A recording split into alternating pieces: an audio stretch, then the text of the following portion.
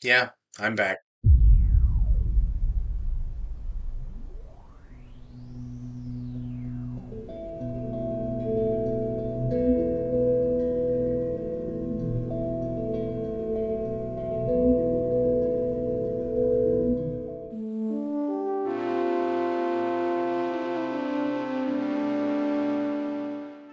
Greetings, nerds. How's it going? It's been roughly 12 minutes since the last time I uploaded a video, and I figured it was a good idea to surprise return. Somehow Palpatine returned. Now, what I've returned with is completely fucking irrelevant to everything ever.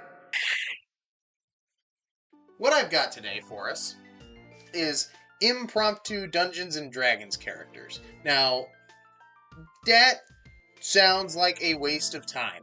Usually, when you're playing Dungeons and Dragons, you want to play a very well thought out character, something that really vibes with the campaign you're running, something poignant and mastercraft of storytelling and whatnot. You are Orson Welles.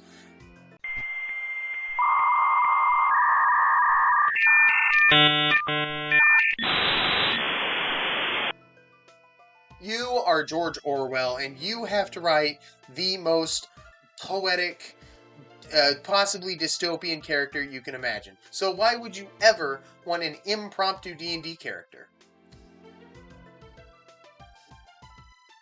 Why not? Fuck you asking me that question for? So what I have here is digital dice, and I've got my charts. Now, what this chart is for is randomly generating your race and background. However, your stats are determined by basically how you did it in first edition. So in first edition, you rolled your stats straight down the line, and at the end of it, you chose what you could play. And that is exactly how creating an impromptu D&D character works. Except you are also going to be randomizing your race and background because those matter, unlike first edition, where basically it was a torture simulator.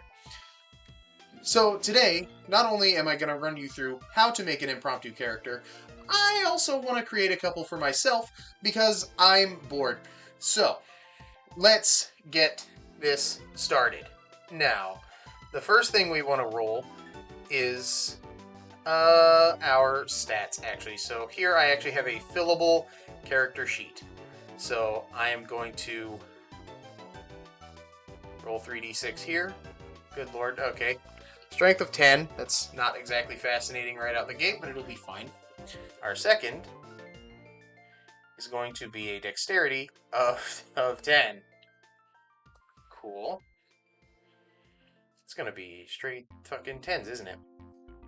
So far, our character is a commoner.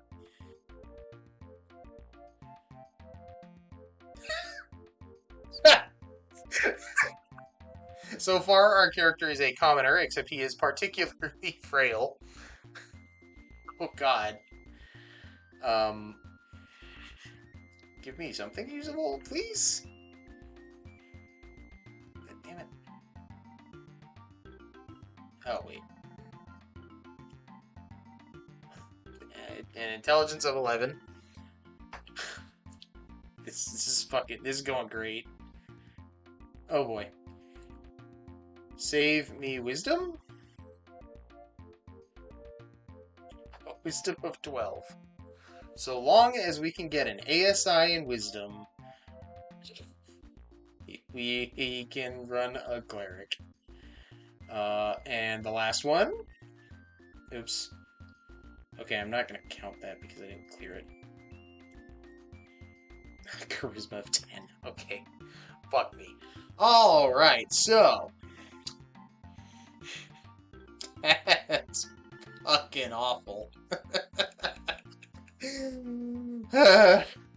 Okay.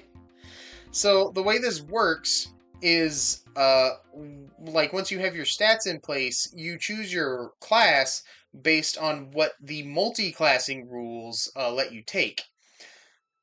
So, if I don't either get a +2 to intelligence or a +1 to wisdom, we can't take anything because all of the minimums are 13.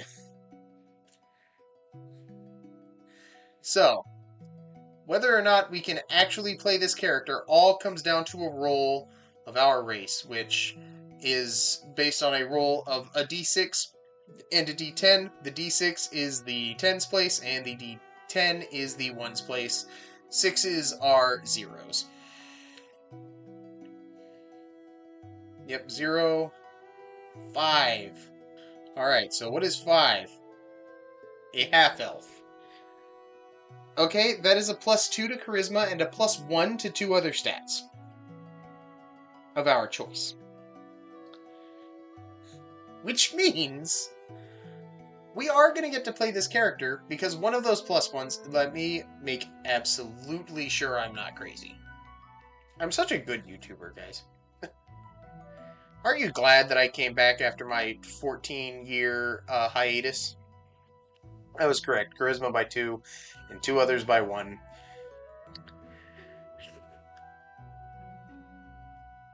Well, I guess I'm going to put one of those here. I fucked that up. That's supposed to be at 12. Okay. Well, a wisdom of 13 means we can... Is that literally just druid and cleric? Yes. Yeah, I'm fairly certain it's just druid and cleric.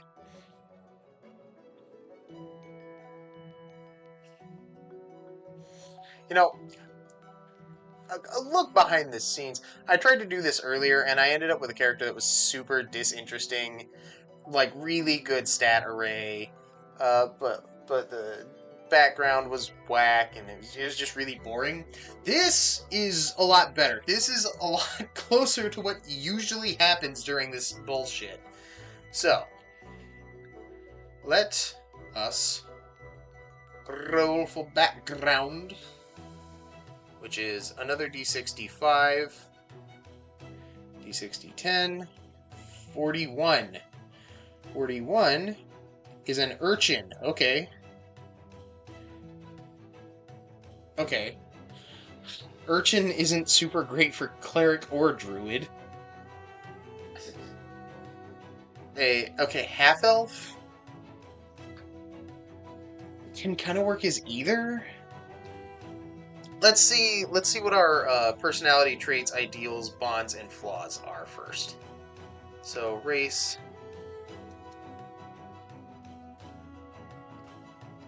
Half-elf. Oh, wait, do I get to roll for what? Ooh, I get to choose what kind of half-elf I am. So, 1, 2, 3, 4, 5, 6, 7. I'll re-roll on 8s. That's fucking dumb, but I love it. I'm doing it. If I can randomize something, I will. Just don't roll an 8. Oh, 1. Okay, it just gave me the general trait. Damn it, I closed the dice again. I keep fucking doing that. I had to set my recording up really odd. So I got the general skill versatility. So I get to choose 2 skills to be proficient in. You grew up on the streets alone, orphaned and poor. You had no one to watch over you or provide for you.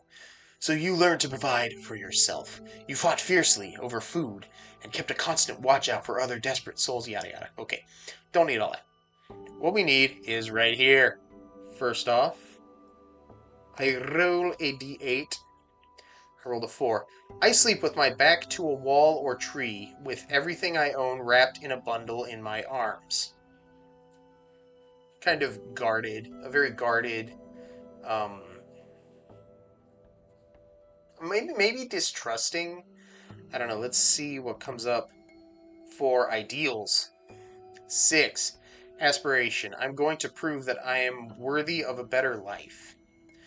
You know, the ideals usually does something really important, which is help me define what my alignment is.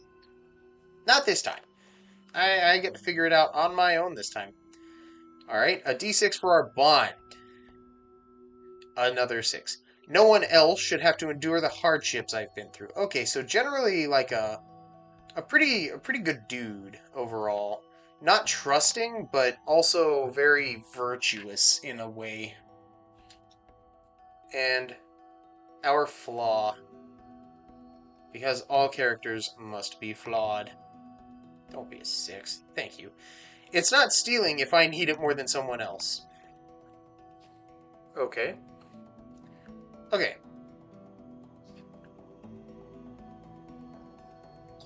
So...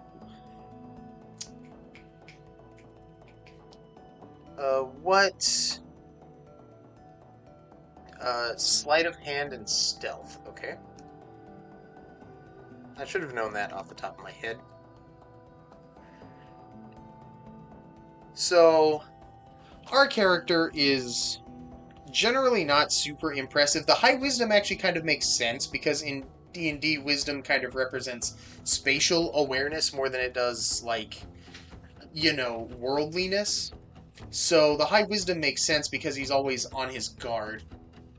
I'm going to make absolutely certain, open another wiki page, that cleric and druid are the only two. Because I'm pretty sure, but I don't 100% remember. Artificer, no. Barbarian, no. Bard, no. Blood Hunter, no. Cleric, yes. Druid, yes. Fighter, no. Monk, no. Paladin, no. Ranger, no. Rogue, no. Sorcerer, Warlock, and Wizard, all no's. It really is just Cleric and Druid. Okay. So our character does sound like the virtuous type that is trying to do right by others so that they don't end up in his predicament, or his or her, their predicament.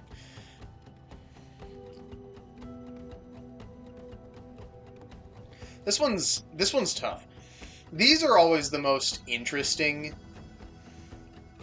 is when you get something that doesn't seem to, like, gel with itself.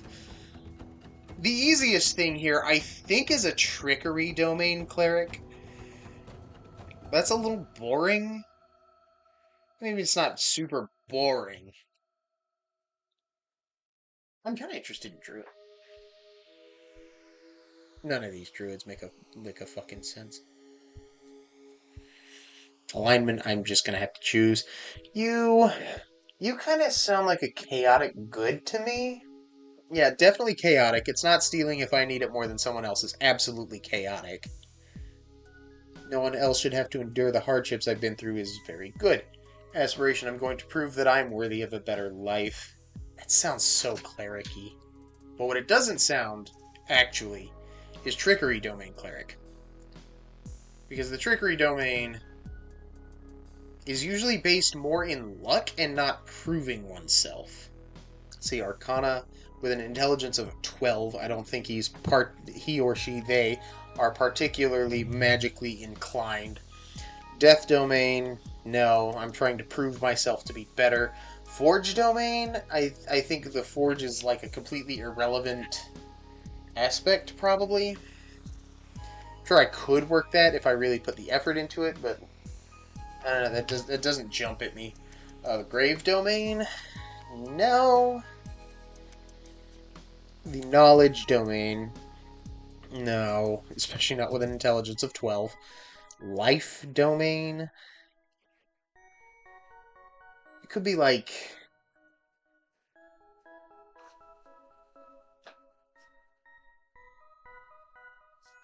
I think this is a Peter Pan type.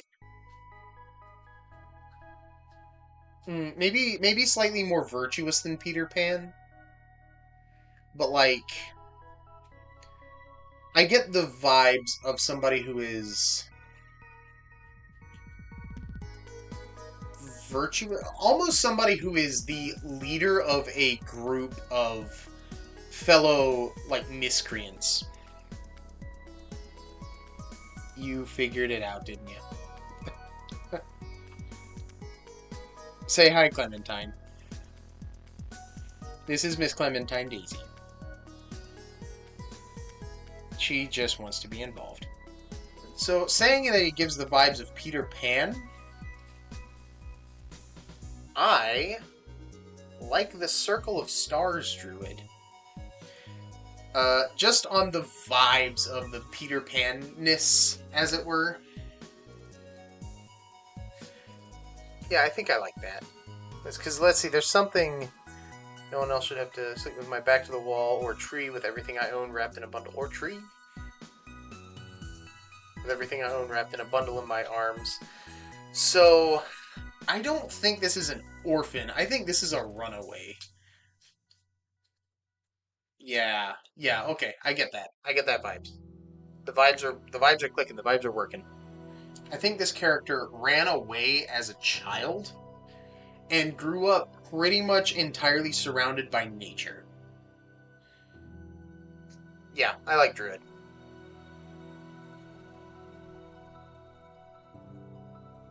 Here's the question. Should I roll a die to see what level I am? Fuck no. I don't want to potentially roll a 20 and then have to make a level 20 character at random. So, no, we're going to keep it at 1.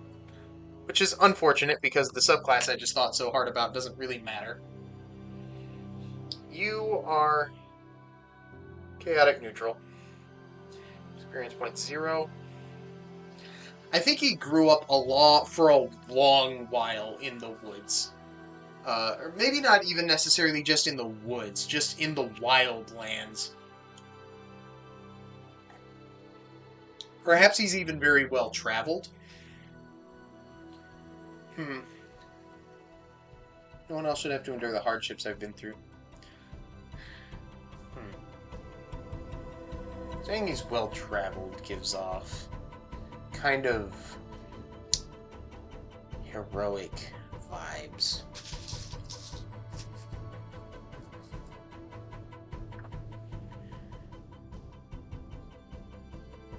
But the character I'm writing seems kind of vagabondy. What if he's like a child? Is like a child elf?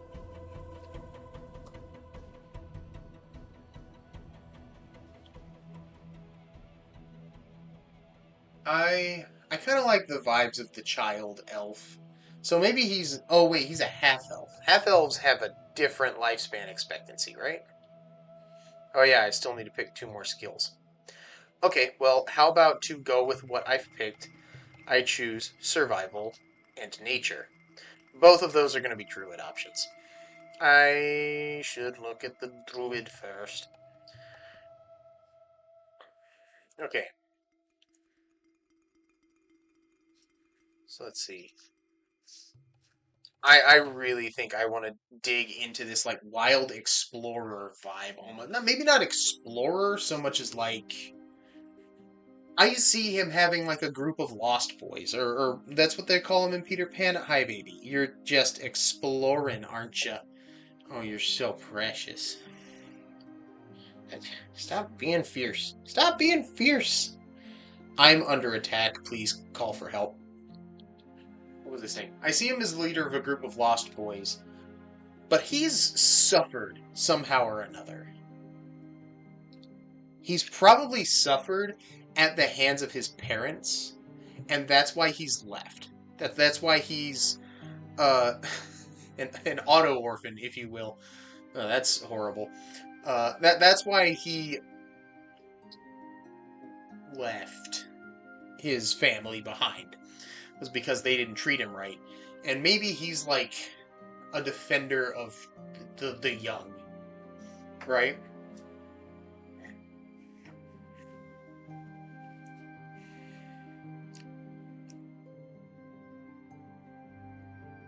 That's character appearance. Here's character backstory. Yeah, he's good, but he's good to his people, you know? No, ma'am. No, ma'am. Stop that. No, ma'am.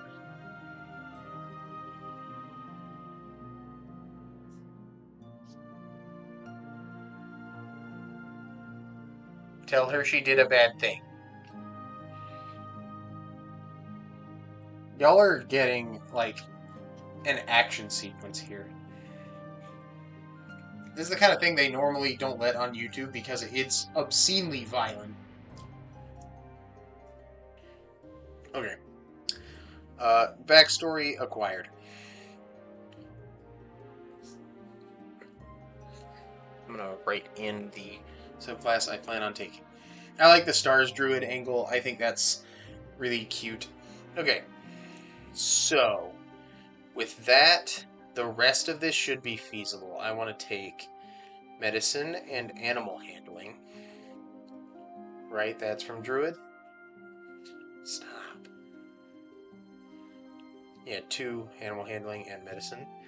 And then from half elf, I just want survival and nature. Okay. He's actually pretty skilled, all things considered, even for his bad stat total. Where was I? Right. Oh, the fuck me. He has a constitution of 8. Bro has 7 hit points at level 1. Okay. Excuse me. From the urchin background.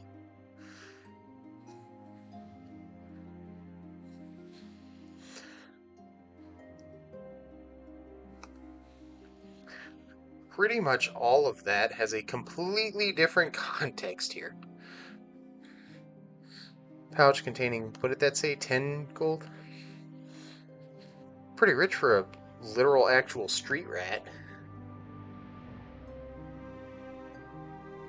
This character's not even that.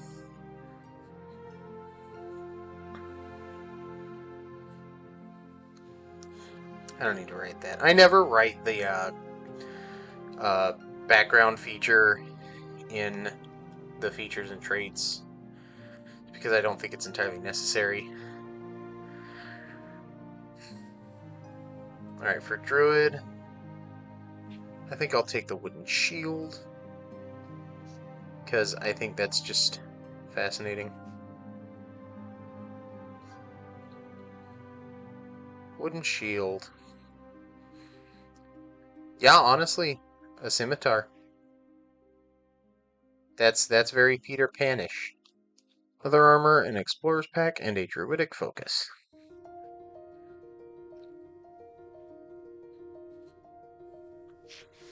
Okay. So let's see. That means my AC when wielding a shield is 13, which, you know, for having a dexterity of 10 is... It is what it is. Initiative, nothing. Speed, 30, I'm assuming.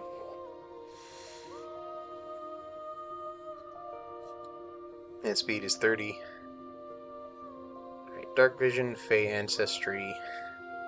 Oh, it's just Dark Vision and Fey Ancestry. Okay. And from Druid... Let's see. As an urchin, did I get any languages? None. Okay. Alright, in my proficiencies, I need to write Disguise Kit and Thieves' Tools. I don't have one, I'm just proficient with them. As far as languages, Common, and Elvish, and Druidic.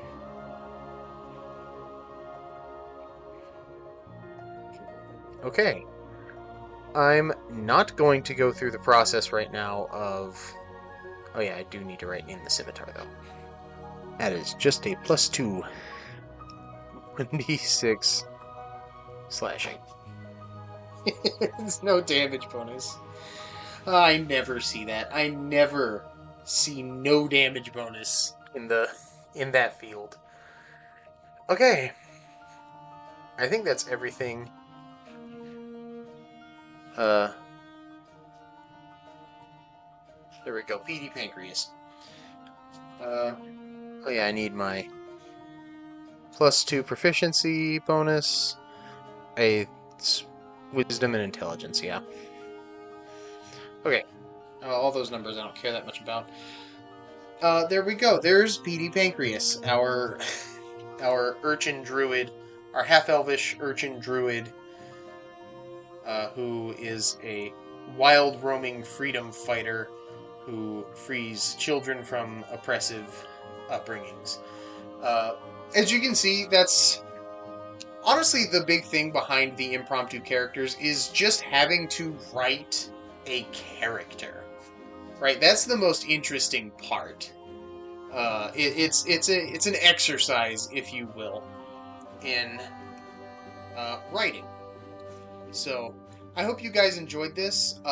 If you did, let me know. I'd love to do more because it is a writing flex. I don't think I would do it in this style of video. I might just like, quick shot a few in a single video instead of explaining it again. But yeah, let me know. And until next time, I'll see you.